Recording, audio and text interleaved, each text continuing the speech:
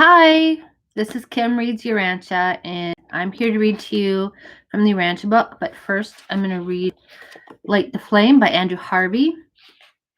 It's May 28th, and this little bit is from Nietzsche. So, of course, we've talked about Nietzsche before, of the marvelous mustaches. You know, um, but I believe he was a very spiritual man and had a good philosophy. So, oh, my soul, may I know in you every sun and night, every silence and longing, so you can grow up in me like a vine with swelling udders and clusters of golden grapes. Okay, so here Nietzsche is praying to his own soul. It's like, my soul, I know you. May I know you every sun and night,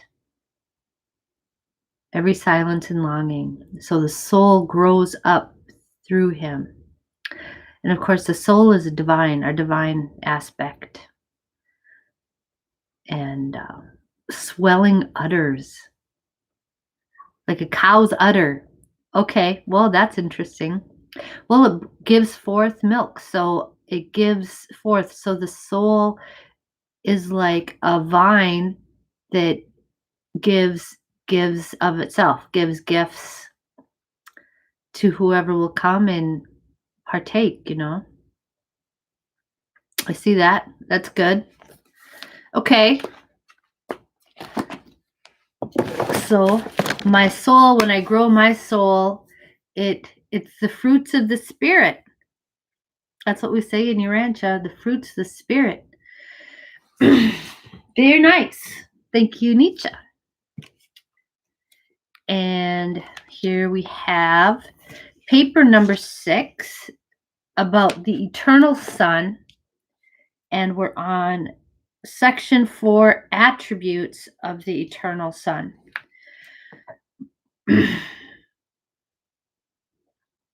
Okay. The eternal sun motivates the spirit level of cosmic reality.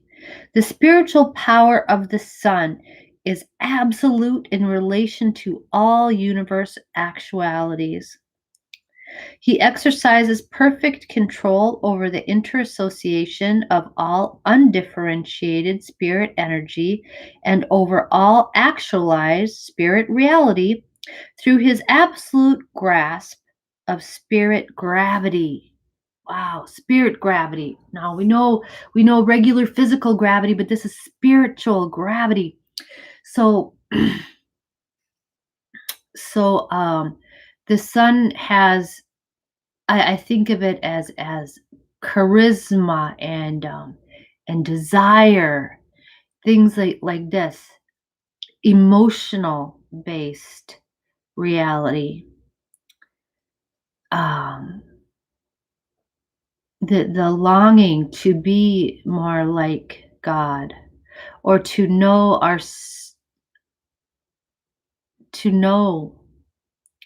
the deep secrets. So that's the sun, the spirit gravity circuit. And you can tell, you know, how sometimes people draw your attention to them because of this unidentifiable characteristic, that they just pull your attention to them.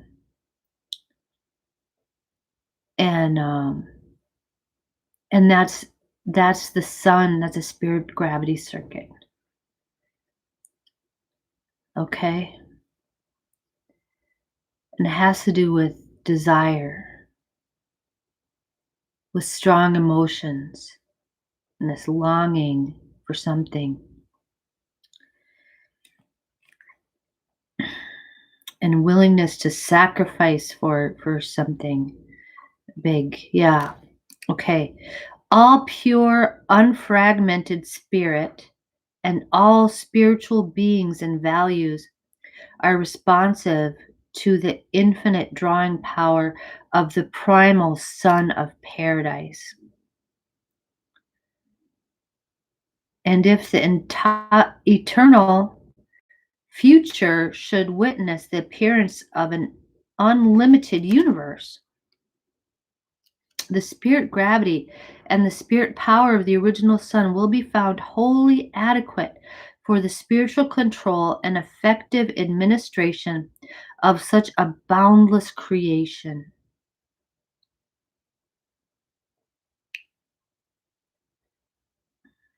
Right, an unlimited universe. Right. So we could deal with that. The eternal Son and the Father could deal with that. The original Son would be found wholly adequate to deal with the spiritual administration of this. Okay. The Son is omnipotent only in the spiritual realm. In the eternal economy of universe administration, wasteful and needless repetition of function is never encountered. The deities are not given to useless duplication of universe ministry. Okay, so don't waste. Yeah. The omnipresence of the original Sun constitutes the spiritual unity of the universe of universes. The spiritual cohesion of all creation rests upon the everywhere active presence of the divine spirit of the eternal Son. When we conceive of the Father's spiritual presence, we find it difficult to differentiate it in our thinking from the spiritual presence of the eternal Son.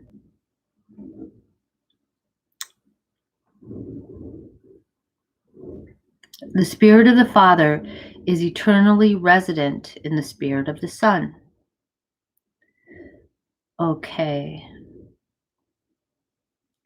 So, yep, I just had a flash here. So if the Father is like idea, the Son is like the word, or the word, the instruction, the administration, and then the Holy Spirit is the action. Idea, word, action that brings forth reality, that manifests reality. Okay, I'm going to keep going.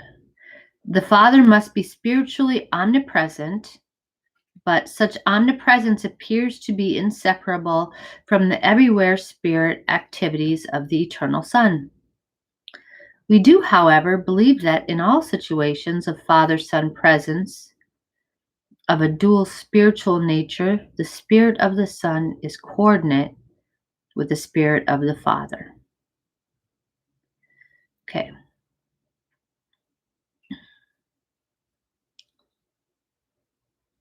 Yep. In his contact with personality, the Father acts in the personality circuit. So the Father's is the personality circuit. The Son is the spirit circuit. And it's kind of funny because we call it the infinite spirit, but that's actually the mind circuit. And the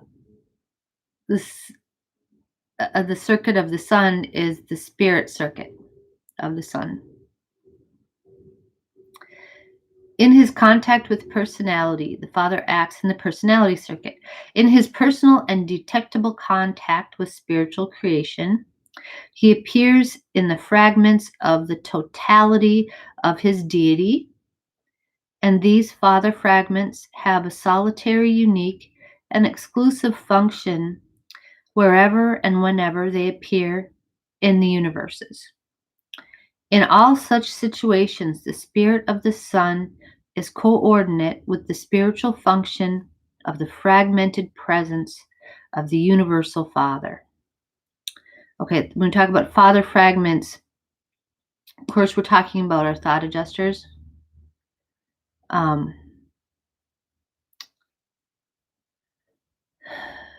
Right.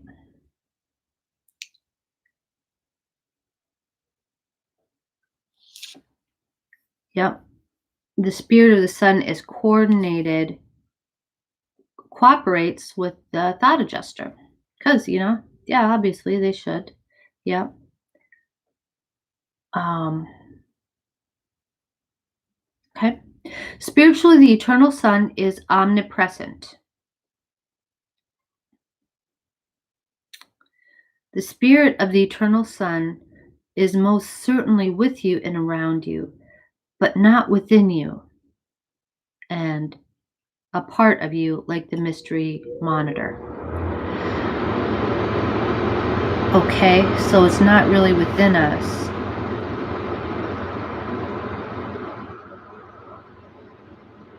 Okay. The indwelling Father fragment adjusts the human mind to progressively divine attributes, whereupon such an ascending mind becomes increasingly responsive to the spiritual drawing power of the all-powerful spirit gravity circuit of the second source and center.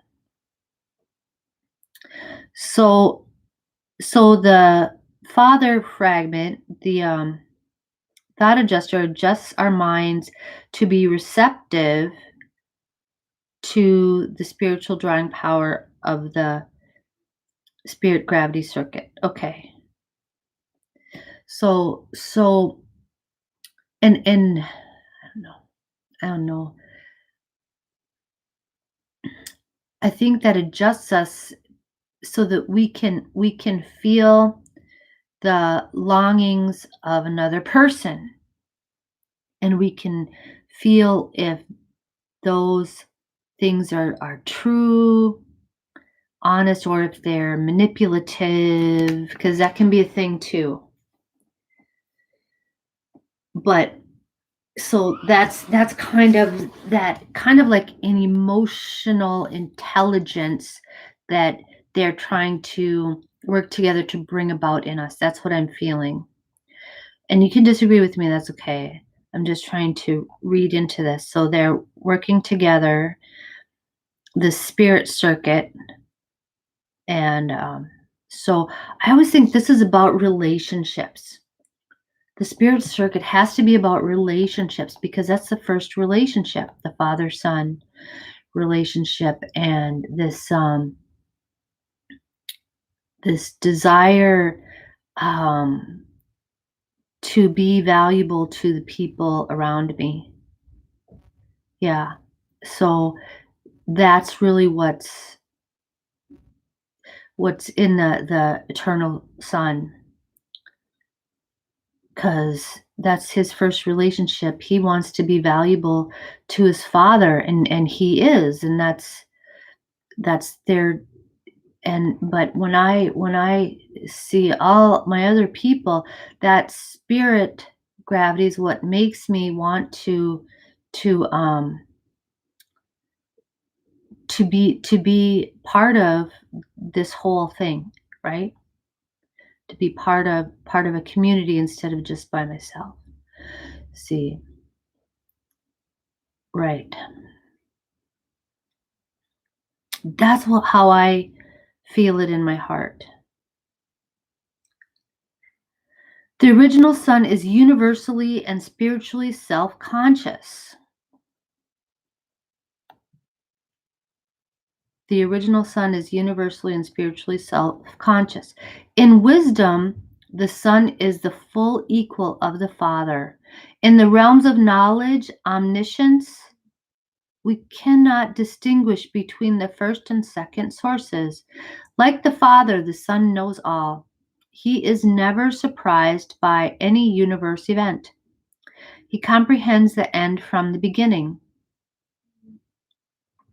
The Father and the Son really know the number and whereabouts of all the spirits and spiritualized beings in the universe of universes. Not only does the Son know all things by virtue of his own omnipresent spirit, but the Son, equally with the Father and the conjoined actor, which is the Holy Spirit, is fully cognizant of the vast reflectivity intelligence of the Supreme Being. which intelligence is at all times aware of all things that transpire on all the worlds of the 7 super universes. And there are other ways in which the Paradise Son is omniscient. Okay? So he knows everything by virtue of his own omniscient spirit, and equally with the Father and the conjoint actor, he is cognizant of the vast reflectivity intelligence of the Supreme Being. Okay. So he's got a lot of different ways to know everything. Not only does he know everything, but he's got several ways to know everything. The Eternal Son, as a loving, merciful, and ministering spiritual personality, is wholly and infinitely equal with the Universal Father, while in all those merciful and affectionate personal contacts with the ascendant beings of the lower realms, the Eternal Son is just as kind and considerate, just as patient and long-suffering as are his paradise sons in the local universes, who so frequently bestow themselves upon the evolutionary worlds of time. Of course, they're referring to the Michael sons. Right. The Eternal Son is wholly and infinitely equal with the Universal Father. It is needless further to expatiate on the attributes of the Eternal Son.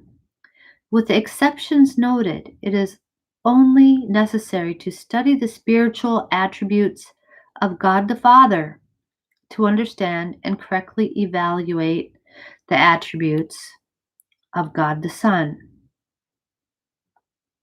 Okay, we will do that. I think that's all I have for today. So I think the Son isn't always like the Father. I think in a way he's like the mirror image of the Father,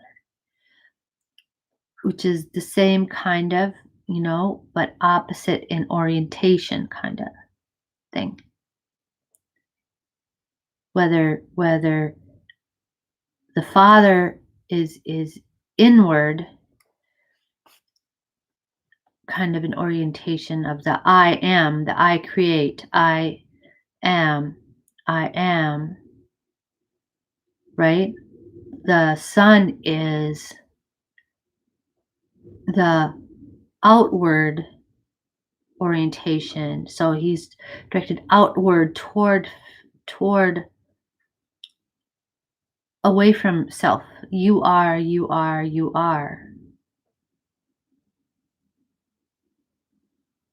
I don't know. Okay, that's just what I'm feeling. Okay, it's a little bit trippy, a little bit meta, right? Okay, thank you for sharing with me today, and you go forth and have a wonderful day.